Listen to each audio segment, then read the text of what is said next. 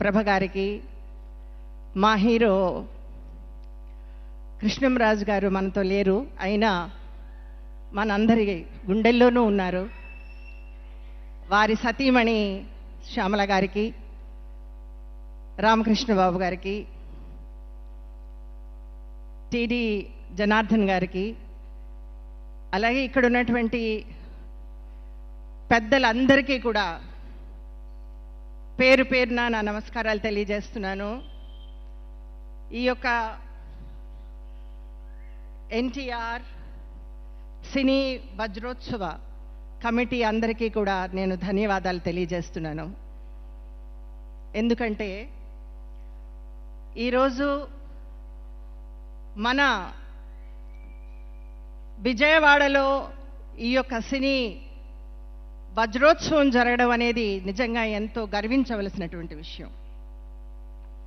మన ఎన్టీఆర్ గారికి, నందమూరి తారక రామారావు గారికి విజయవాడ అంటే, ఆంధ్ర రాష్ట్రం అంటే ఎంతో ఇష్టం. ఈరోజు ఆయన యొక్క సినీ వజ్రోత్సవాన్ని ఇంత ఘనంగా తెలుగు వారందరూ కూడా ఎంతో గొప్పగా సెలబ్రేట్ చేసుకోవడం అనేది మనం చేసుకున్నటువంటి ఒక అదృష్టం అని నేను అనుకుంటున్నాను. అలాంటి కారణ జన్ముడు, నట సార్వభౌముడు, నటనకే నటనను నేర్పినటువంటి ఒక కారణ జన్ముడు అయినటువంటి ఎన్టీఆర్ గారితో కొన్ని ఆణిముత్యాలు లాంటి సినిమాలు చేయడం అనేది నా అదృష్టంగా భావిస్తున్నాను.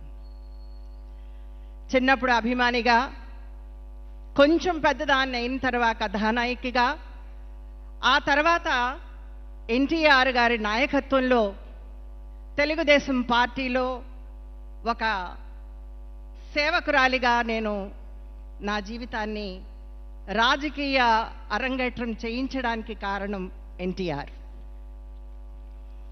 చంద్రబాబు గారికి నేను ధన్యవాదాలు తెలియజేస్తున్నాను ఈ సభలో నాకు మాట్లాడడానికి అవకాశాన్ని ఇచ్చినందుకు.